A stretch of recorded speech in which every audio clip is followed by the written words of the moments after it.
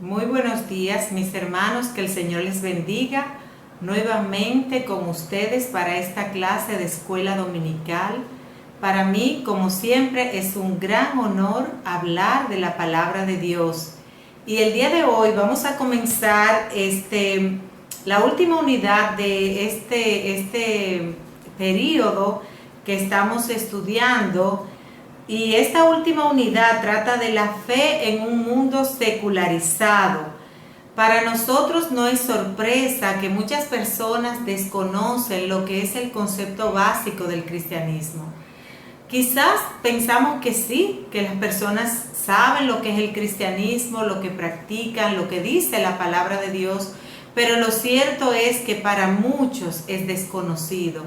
Y nosotros los cristianos estamos expuestos a una serie de interrogantes cada día que las personas nos hacen, preguntas, retos, aclaraciones y cuántas cosas. Es un mundo donde hay tantos pensamientos y en este mundo secularizado es importante que nosotros entendamos qué dice la palabra de Dios sobre algunas interrogantes, y estos temas lo vamos a estar debatiendo durante este mes, estos 2 meses prácticamente, donde vamos a estudiar temas tan importantes como el de hoy, que vamos a hablar sobre quién es Dios, qué dice la Biblia sobre la homosexualidad, el amor, el juicio de Dios, el problema del mal y el sufrimiento, entre otros. Así que yo les aconsejo que no se pierdan esta ni las clases subsiguientes, porque van a estar muy, pero muy interesantes.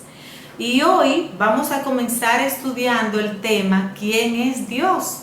Esa es una de las grandes interrogantes de este tiempo y vamos a ver por qué. Pero antes de comenzar nuestra clase, vamos a orar pidiendo la dirección del Espíritu Santo, como en todas nuestras clases. Así que oremos. Amado Dios, en este día te damos gracias por tu bendición, te damos gracias por tu presencia, por tu cuidado, por tu compañía. Y te pedimos, Señor, que tú nos bendigas y dirijas nuestras vidas. Danos, Señor, entendimiento y sabiduría para entender y explicar tu palabra. Y permite, Señor, que este estudio de tu palabra pueda llegar hasta corazones sedientos y pueda tocar vidas, Señor. Que las personas quieran buscar de ti al responder esta interrogante del día de hoy y quieran conocerte más. Que tu Espíritu Santo, Señor, les convenza. Y estos favores te los pedimos en el nombre de Jesús. Amén. Pues, como les decía, vamos a estudiar hoy, dentro de estos temas que vamos a discutir, la fe en un mundo secularizado, ¿quién es Dios? Vamos a tener una base bíblica muy amplia que está desde Génesis, Salmos, Isaías, Hechos, Romanos, Efesios, Hebreos y Primera de Pedro. Cada una de esas citas las vamos a ir discutiendo en el transcurso de la clase. Tenemos una verdad central, un hilo central de esta clase que dice que porque Dios es el creador, cada persona es moralmente responsable ante Él. O sea, cada uno de nosotros es moralmente responsable ante Dios por nuestros actos, porque Él nos hizo.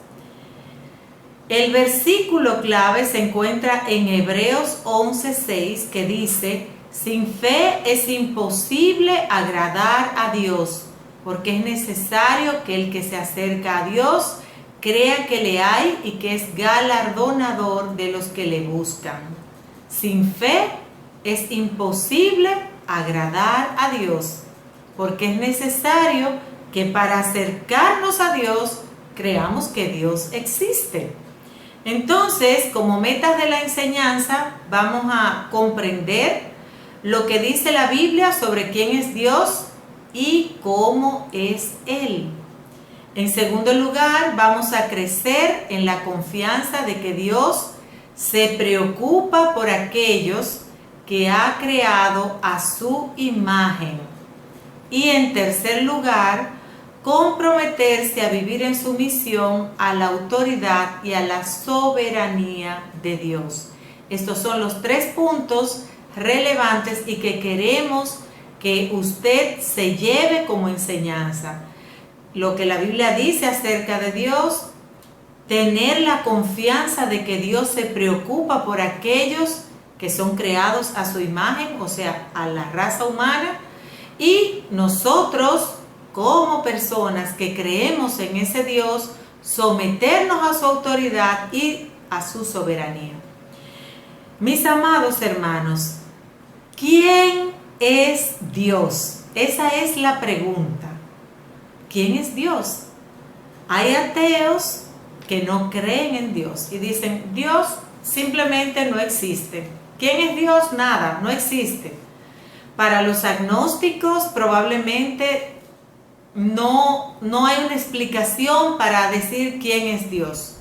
Si le preguntamos a un budista o a un hinduista quién es Dios, tendrá una respuesta muy diferente a la que tenemos nosotros los cristianos. Y la pregunta es, ¿quién es Dios? Y lo cierto es que para responder a esta pregunta, nosotros debemos, o sea, nuestra formación, como nos formaron, va a afectar nuestra percepción de lo que Dios es y de nuestra respuesta sobre quién es Dios. Pero nosotros, algunos que creemos que Dios existe, también tenemos algunos conceptos cerrados acerca de Dios, porque muchas veces lo vemos como alguien que disciplina a la persona y que está esperando sorprenderlos en un acto de pecado para castigarlos. Eso es incorrecto. Eso no es lo que Dios es. Dios es más que eso. Otros ven a Dios como un dictador que hace lo que Él quiere, pero que a su vez se complace en que nosotros le pidamos y que Él nos responde todas nuestras peticiones. Esos son puntos de vista que no son correctos. Pero ¿cuál debería ser nuestra posición como cristianos al responder esta pregunta sobre quién es Dios? Vamos a estudiar hoy qué dice la Biblia sobre quién es Dios y cuál es el concepto que nosotros los cristianos debemos tener de Él. Así que vamos a comenzar con el tema número 1 de la clase de hoy, que es Dios se revela en la creación. En este punto de Dios se revela en la creación, veremos que Dios es el Dios creador y vamos a ver algunos de los atributos que Dios tiene o que tiene el Dios único y verdadero al que nosotros le servimos. Vamos a ver el Dios creador. ¿Qué dice la Biblia? Leamos qué dice Génesis capítulo 1, los versículos 1 y 2. Y dice: en el principio creó Dios los cielos y la tierra estaba desordenada y vacía, y las tinieblas estaban sobre la faz del abismo, y el Espíritu de Dios se movía sobre la faz de las aguas. Este libro de Génesis fue escrito por Moisés, un profeta que nació en esclavitud en el pueblo egipcio y que, inspirado por el Espíritu Santo, escribe los 5 primeros libros de la palabra de Dios, y dentro de ellos el primero, que es el Génesis o el principio. Pero vemos que Moisés no definió quién es Dios. Cuando él comienza a escribir el libro de Dios, que es la Biblia, él no define quién es Dios. Simplemente Moisés da por hecho que Dios existe. Y simplemente lo describe como el Dios creador. Y por eso dice: en el principio creó Dios los cielos y la tierra. Si nos damos cuenta, él asumió la postura de que Dios existe. Y para nosotros que estudiamos la palabra de Dios, decimos, wow, qué maravilloso, porque Moisés nació en este pueblo que fue esclavo de los egipcios por unos 400 años. Y los egipcios eran personas que tenían múltiples dioses, eran politeístas. Dentro de los dioses que adoraban estaba el dios Amón, que era el dios que ellos creían que hacía todas las cosas, o el dios Ra, que era el dios del sol, que les daba la luz. Algunos decían que era el mismo y por eso decían que era Amón Ra, pero tenían al dios Osiris, que era el dios de la muerte, Anubis, que era el que pasaba uno de un lado a otro, y una serie de dioses y diosas como Amid, Tot, Heb, eran diferentes dioses. Pero sin embargo, el pueblo de Dios que estaba cautivo y que era esclavo, no absorbió la cultura del pueblo egipcio, sino que ellos adoraban siempre a un único Dios verdadero, que era el Dios de su padre Abraham, de su padre y ancestro Isaac y de Jacob, de donde salían todos ellos. Ellos adoraban a ese único Dios verdadero y se pasaban quién era Dios de boca en boca, o sea, lo que era la tradición oral, porque no existía lo que era la palabra de Dios escrita. De manera que aquí en Génesis, cuando vemos que Moisés, uno de esos esclavos que fue quien liberó a los egipcios, comienza a escribir la Biblia, no explica quién es Dios. Él asume que Dios existe y que Dios es el creador. ¿Y por qué lo asume? Simplemente él comenzó a describir lo que ellos veían en el día a día. O sea, él le describe a los israelitas el ambiente donde ellos se desenvolvían. Ellos respiraban, entonces él dice, Dios creó el aire. Ellos veían el sol y dice, Él fue quien creó el sol para que los alumbre, para que les dé luz. Él fue quien creó las aguas, Él fue quien separó las aguas de la tierra. Y ellos iban viendo cada día las cosas, todo lo que hacían no podía salir de la casualidad.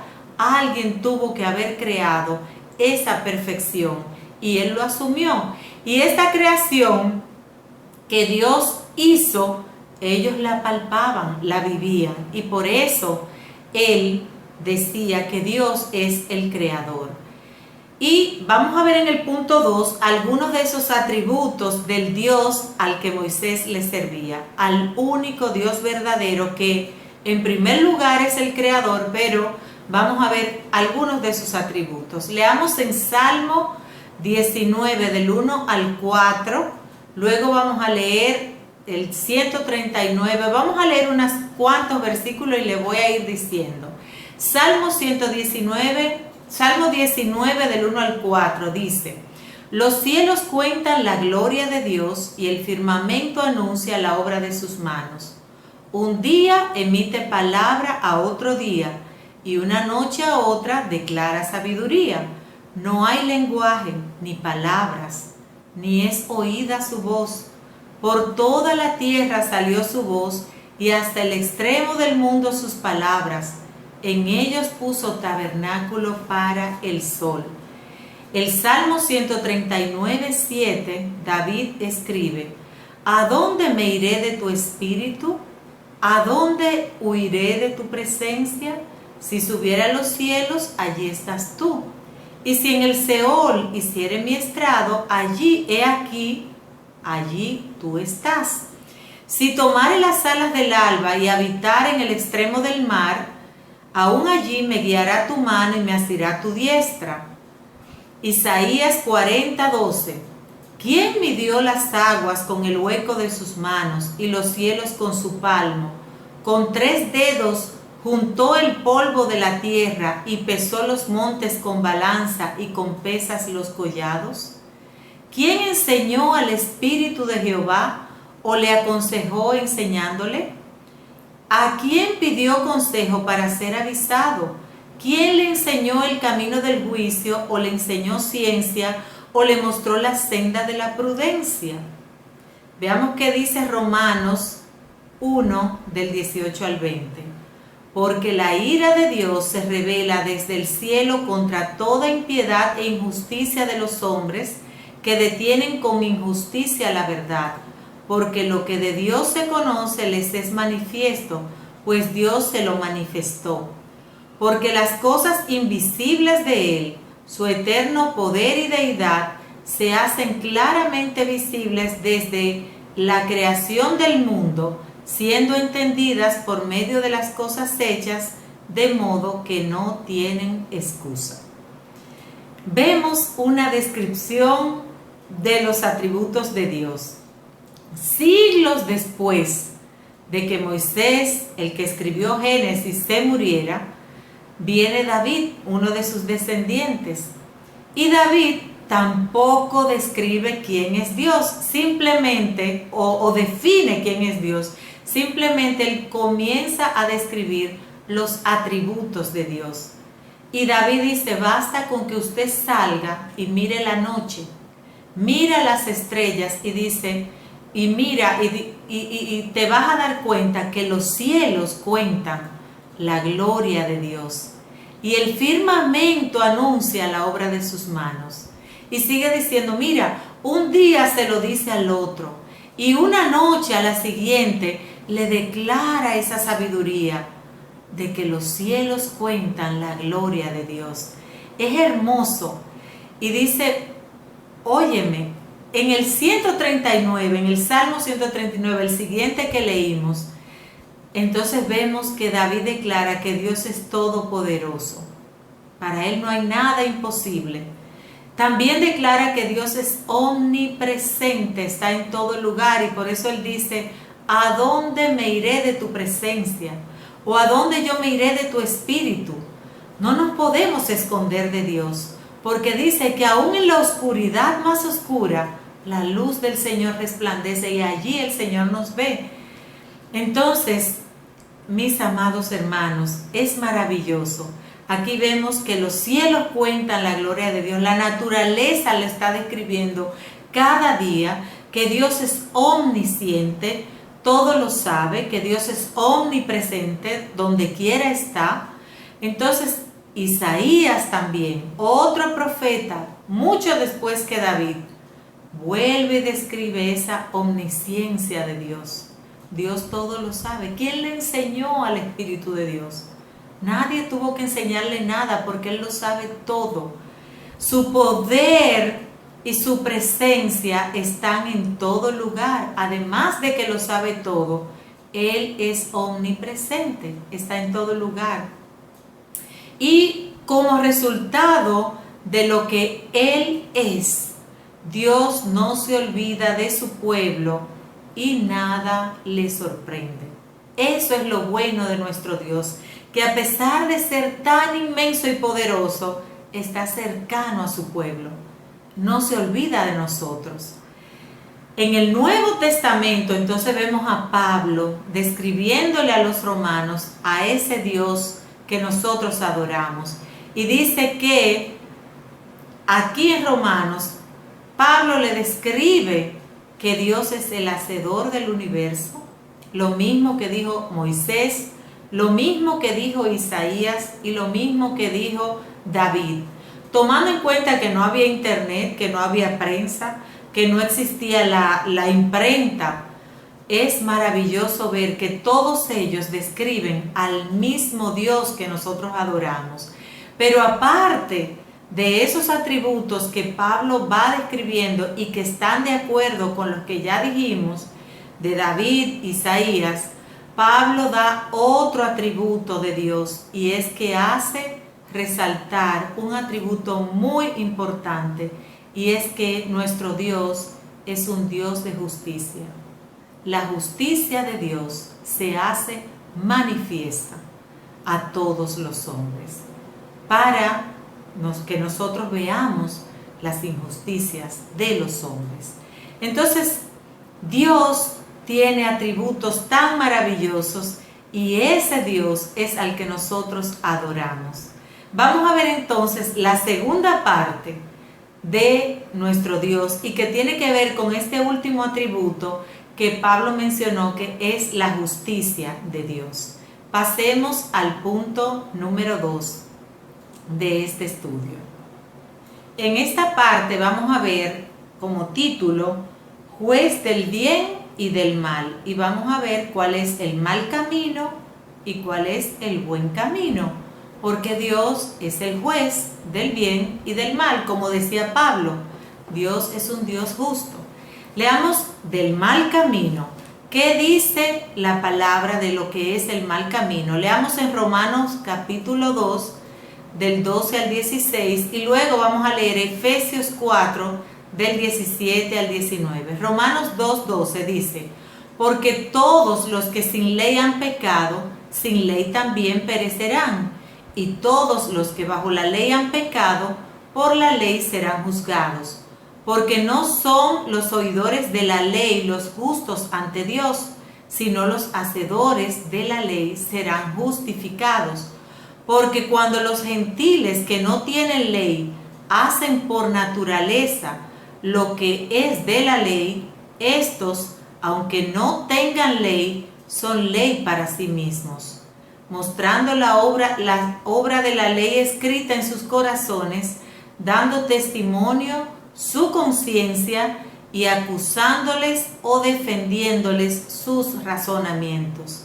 En el día en que Dios juzgará por Jesucristo los secretos de los hombres conforme a mi evangelio. Efesios 4, 17 al 19 dice: esto pues digo y requiero en el Señor, que ya no andéis como los otros gentiles, que andan en la vanidad de su mente, teniendo el entendimiento entenebrecido, ajenos a la vida de Dios por la ignorancia que en ellos hay, por la dureza de su corazón, los cuales después que perdieron toda sensibilidad, se entregaron a la lascivia para cometer con avidez toda clase de impurezas. Bueno, aquí el camino del mal vemos que es un poquito difícil.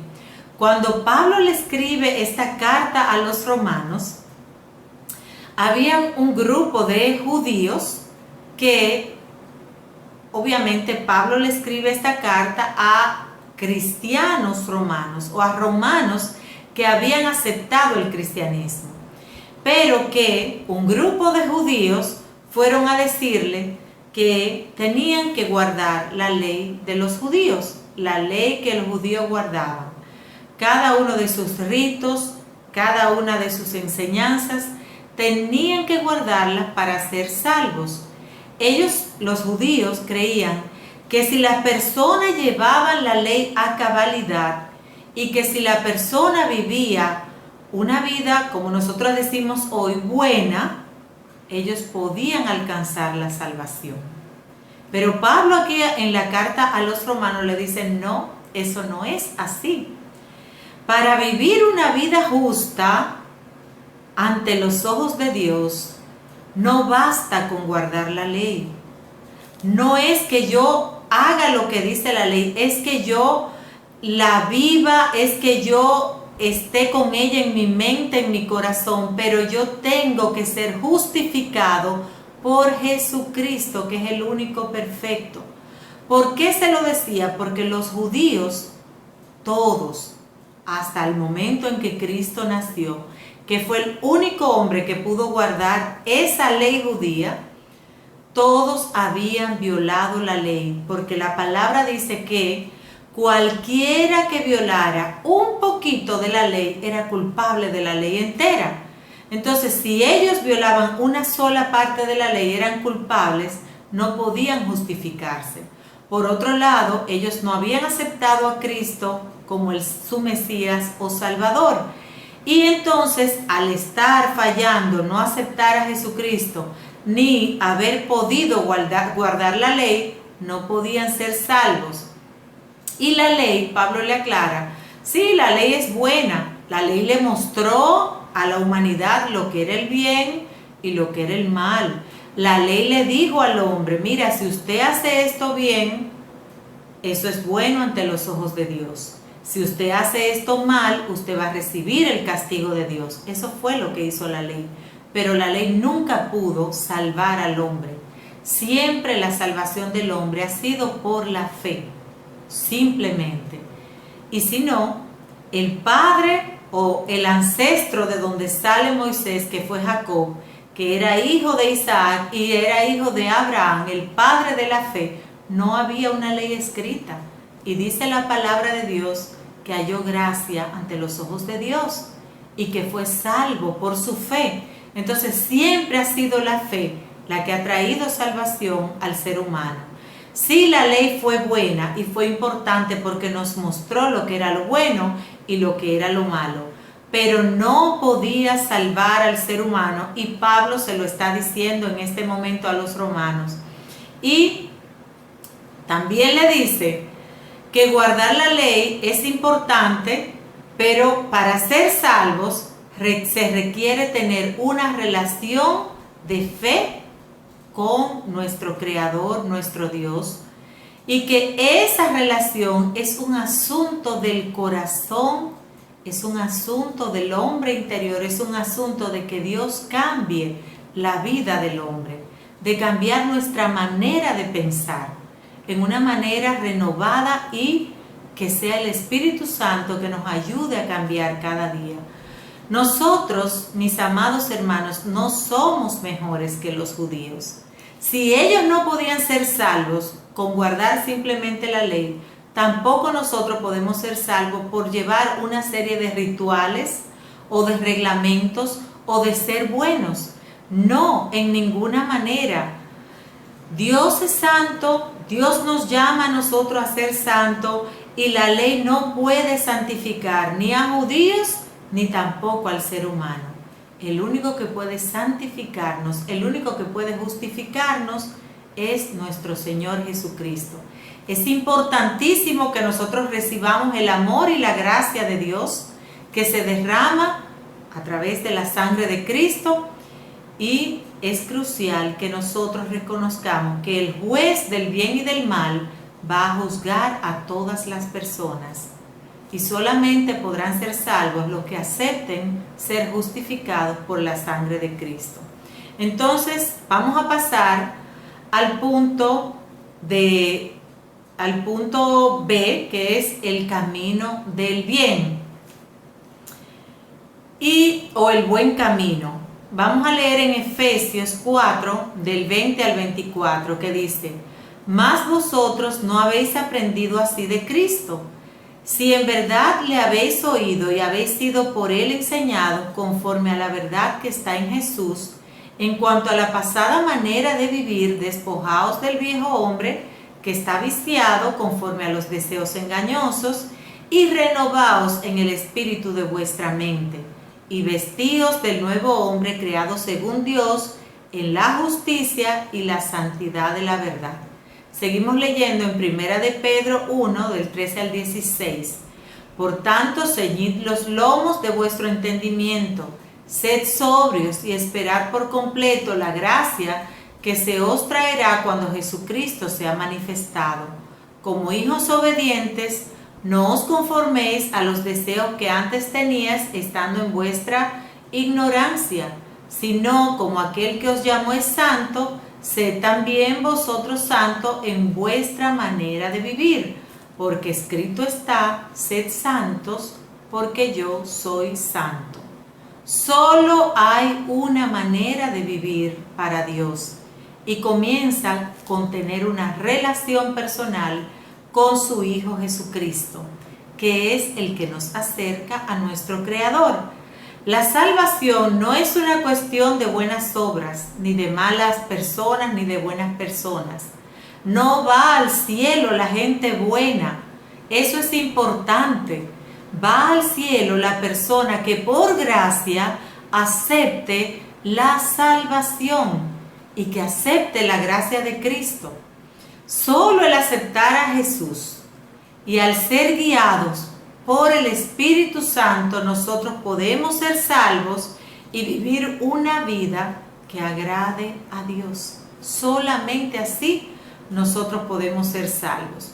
Por eso Pablo les recordó aquí a estos cristianos en Efesios, y luego Pedro también recuerda en esta primera carta que nosotros debemos ser sometidos a Cristo, que no estamos solos ni dependemos de nuestras fuerzas para nosotros agradar a Dios, pues nosotros tenemos una naturaleza pecaminosa, pero cuando aceptamos a Cristo, el Espíritu Santo nos ayuda a vivir una vida en santidad. De manera que aceptar a Cristo como Salvador es el comienzo. Luego debemos dejarnos llevar y debemos ser transformados de nuestros pensamientos. Entonces, cambiar esa forma de pensar es importante. En primer lugar, para aceptar y cambiar esa forma de pensar, nosotros debemos entender que hay un único Dios verdadero al cual debemos adorar, pues es el único que se merece toda la gloria. En segundo lugar, nosotros debemos vivir una vida santa. Eso significa que debemos estar apartados para el servicio de ese único Dios verdadero. En tercer lugar, debemos mantener un enfoque siempre mirando las cosas que le competen a Dios y confiar en Él. Y cuando nosotros hagamos todo eso, hay una recompensa eterna, que es vivir eternamente con Cristo, quien viene muy pronto por su pueblo. Entonces, Dios, aparte de que es creador, es un juez justo que va a juzgar al bien y al mal. En otras palabras, no es a juzgar a lo bueno y a lo malo, al bien y al mal. El bien y el mal existen, están en el corazón del hombre, sobre todo el mal, pero cuando aceptamos a Cristo, entonces nuestra pasada manera de vivir se transforma en un hombre nuevo que quiere adorar a su Creador y servirlo en espíritu y en verdad. Vamos a pasar ahora al punto número 3, que es un Creador personalmente comprometido. Al estar personalmente comprometido nuestro Creador, eso significa que Él es un Dios vivo. Y esos son los puntos que vamos a discutir ahora, que Dios vive y por lo tanto, como Él vive, tenemos que tener fe en Dios. Vamos a ver el punto A, que es Dios vive, y leamos qué dice Hechos 17, es un poquito larga, del 17 del 16 al 31. Dice: mientras Pablo los esperaba en Atenas, su espíritu se enardecía viendo la ciudad entregada a la idolatría. Así que discutía en la sinagoga con los judíos y piadosos, y en la plaza cada día con los que concurrían. Y algunos filósofos de los epicúreos y de los estoicos disputaban con él. Y unos decían: ¿qué querrá decir este palabrero? Y otros: parece que es predicador de nuevos dioses, porque les predica el evangelio de Jesús y de la resurrección. Y tomándole, le trajeron al Areópago, diciendo: ¿podemos saber qué es esta nueva enseñanza de que hablas? Pues traes a nuestros oídos cosas extrañas. Queremos pues saber qué quiere decir esto. Porque todos los atenienses y los extranjeros residentes allí en ninguna otra cosa se interesaban sino en decir o en oír algo nuevo. Entonces Pablo, puesto en pie en medio del Areópago, dijo: varones atenienses, en todo observo que sois muy religiosos, porque pasando y mirando vuestros santuarios, hallé también un altar en el cual estaba esta inscripción: al Dios no conocido, al que vosotros adoráis, pues sin conocerle es a quien yo os anuncio. El Dios que hizo el mundo y todas las cosas que en él hay, siendo Señor de los cielos y de la tierra, no habita en templos hechos por manos humanas, ni es honrado por manos de hombres como si necesitase de algo, pues Él es quien da a todos vida y aliento y todas las cosas. Y de una sangre ha hecho todo el linaje de todos los hombres para que habiten sobre toda la faz de la tierra, y les ha prefijado el orden de los tiempos y los límites de su habitación, para que busquen a Dios, si en alguna manera palpando puedan hallarle, aunque ciertamente no está lejos de cada uno de nosotros. Porque en Él vivimos y nos movemos y somos, como algunos de vuestros propios poetas han dicho, porque linaje suyo somos. Siendo pues linajes de Dios, no debemos pensar que la divinidad sea semejante a oro, plata o piedras, esculturas de arte o de imaginación de hombre. Pero Dios, habiendo pasado por alto los tiempos de esta ignorancia, ahora manda a todos los hombres en todo lugar que se arrepientan, por cuanto ha establecido un día en el cual juzgará al mundo con justicia, por aquel varón a quien designó, dando fe a todos con haberle levantado de los muertos. Es una hermosa lectura. El libro de Hechos, que narra sobre todo lo que es la iglesia primitiva, la iglesia cristiana primitiva, está contando aquí la visita de Pablo a la ciudad de Atenas. Y algo muy importante, los atenienses tenían un deseo constante, una búsqueda de adoración constante. Ese era su objetivo. Ellos pasaban por buscaban siempre adorar a alguien y tenían cientos de dioses. Habían dioses para todo. Zeus era el dios principal, pero había el dios del viento, había dios del sueño, había dios del vino, había dios de la cosecha. Para todo tenían un dios. Pero ellos pasaban por alto buscar y adorar al único Dios verdadero. Sin embargo, tenían un altar para el Dios no conocido.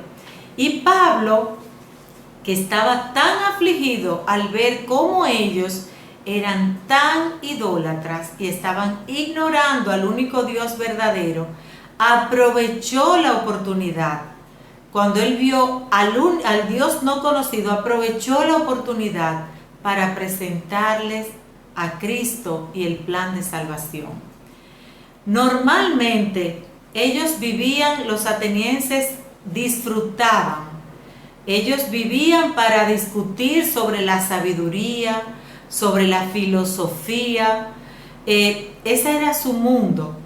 Y Pablo aprovecha y les comparte esta nueva filosofía. Ellos mismos le dicen, parece que él está presentando una nueva filosofía, parece que está presentando a un nuevo Dios. Y Pablo le dice, sí, yo quiero hablarles de Dios, pero no es un nuevo Dios, es el Dios creador, un Dios que ustedes no pueden hacer con una metal de oro, de plata o de piedra preciosa. No es un Dios que yo puedo hacer con mis manos. No es un Dios al que yo puedo hacerle algún sacrificio para agradarle.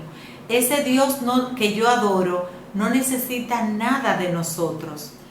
Es un Dios que está vivo, es un Dios que ha creado todas las cosas. Y para darle más énfasis a lo que él estaba diciendo, incluso le cita a alguno de sus poetas, o había un poeta famoso que leían los atenienses, había un poema famoso que se llamaba Fenómenos, que fue escrito por Arato de Tarso, y Pablo me imagino que lo habría leído porque era de Tarso. En ese poema él hablaba de los fenómenos meteorológicos, hablaba de la astronomía. Había otro poeta que había escrito un himno a Zeus, un filósofo de Creta, y ellos decían y citaban, linaje suyo somos, de ese Dios que había creado. Y Pablo le cita a esos poetas para decirle, miren, ese es el Dios creador del que yo les estoy predicando. Pero no es un Dios hecho de mano. No, no, no. Es un Dios que está vivo. Es un Dios que quiere que le busquen. Y que le busquen de alguna manera, aunque sea palpando, que ustedes puedan hallarle. Pero ciertamente no está lejos. No es que ustedes tienen que salir a buscarlo al fin del mundo, no. No está lejos, está bien cerca de nosotros. Es un Dios que quiere que ustedes se acerquen, está cercano. Entonces, mis amados hermanos, la explicación que Pablo le estaba dando a ellos fue que a la luz de la ignorancia de la humanidad que les condujo a la idolatría, que los condujo a adorar a tantos dioses, Dios, el Dios vivo, el Dios que para ellos era un Dios no conocido, pero que era un Dios vivo y de poder, creador de todas las cosas, fue misericordioso y contuvo el juicio hasta que la humanidad tuviera la oportunidad de conocer el plan o lo que Dios había provisto para salvar a la humanidad, que fue a su Hijo Jesús. Esa misericordia que Dios mostró para esa humanidad que lo había sustituido por un Dios hecho de mano o de piedra o de madera, esa misericordia que Dios mostró daría además paso al juicio de Dios, porque ahora Cristo había venido, ya había resucitado de los muertos, se había sacrificado por la humanidad, y ese es el mensaje que Pablo les estaba predicando, que había que apartarse de esta idolatría porque Jesús había venido para abrir el camino de salvación para que la humanidad pudiera llegar al Padre. Entonces vamos a ver cómo nosotros podemos llegar a acercarnos a ese Dios que no está lejos y que usted puede encontrarlo. Dice Pablo, búsquelo aunque sea palpando. Y lo vamos a ver que para encontrarlo necesitamos tener fe en Dios. Así que leamos qué dice Hechos 17, 32 al 34. Dice: pero cuando oyeron lo de la resurrección de los muertos, unos se burlaban y otros decían, ya te oiremos acerca de esto otra vez. Y así Pablo salió de en medio de ellos. Mas algunos creyeron, juntándose con él, entre los cuales estaba Dionisio el Areopágita, una mujer llamada Dámaris, y otros con ellos. En Hebreos 11:6 dice, pero sin fe es imposible agradar a Dios, porque es necesario que el que se acerca a Dios crea que le hay y que es galardonador de los que le buscan. Entonces vemos aquí que Pablo les está diciendo, miren, ustedes son idólatras, ustedes estaban ciegos espiritualmente, pero ha venido la luz a ustedes. Y es la luz que les estoy presentando, se llama Jesucristo. Es a la persona que Dios proveyó para que se sacrificara por usted y que se ofreciera en sacrificio para poder cubrir y limpiar su pecado y acercarlo a su Creador. Y dice que cuando le dijo que Cristo había resucitado de los muertos, eso le creó una consternación. O sea, ¿cómo que resucitó de los muertos? Nadie, ninguno de los griegos hasta este momento ha podido vencer a Hades. Nadie sale de Hades. Sin embargo, Cristo lo hizo. Y Pablo le está diciendo, Cristo venció la muerte, que era lo más terrible para ellos. Mientras que unos se burlaban, otros aceptaron ese mensaje del Evangelio y otros le dijeron, mira, yo quiero oír un poco más antes de aceptarlo. Pero otros lo despreciaron y dijeron, no queremos ni siquiera oír ese disparate que tú estás diciendo. ¿Les parece conocido eso? Cuando les presentamos el Evangelio de salvación a alguien, eso pasa. Unos aceptan a Cristo, otros dicen yo quiero seguir escuchando el Evangelio antes de aceptarlo, pero hay otros que, aún sabiendo en el fondo de sus corazones que lo que le estamos diciendo es la verdad, porque como decía David, los cielos cuentan la gloria de Dios, no pueden negar la existencia de Dios y no pueden negar porque igual que los atenienses tenían una necesidad de buscar a quien adorar, aún así ellos rechazan el plan de salvación. Entonces, nosotros, mis amados hermanos, no podemos desmotivarnos porque ellos lo rechacen. Para que una persona sea salva, necesita tener fe en Dios. La fe viene por el oír la palabra de Dios. Y la responsabilidad de nosotros es predicar la palabra de Dios. La responsabilidad del que no ha aceptado a Cristo es aceptarlo.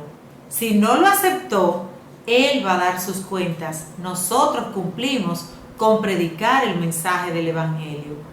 ¿Una persona puede tener una relación personal con Dios? Claro que sí. Teniendo fe, creyendo que Jesucristo, el Hijo de Dios, vino, se entregó por Él, murió por sus pecados, resucitó y está sentado a la diestra del Padre y viene a buscarlo muy pronto. Entonces, esa es la forma en que nosotros tenemos de conocer a Dios. Y bueno, ha sido un estudio precioso. Pudiéramos pasar 3, 4, 5 horas hablando de quién es Dios. Entonces, ¿pero qué dice Dios? ¿Qué hemos aprendido en este estudio? Si queremos alcanzar a otros con el Evangelio de salvación, si queremos decirle a alguien quién es Dios y que ese alguien entienda quién es Dios, debemos predicarles el Evangelio. Y cuando nos pregunten quién es Dios, la respuesta es: Dios es el creador de todas las cosas, es un juez justo, es misericordioso y es inmenso.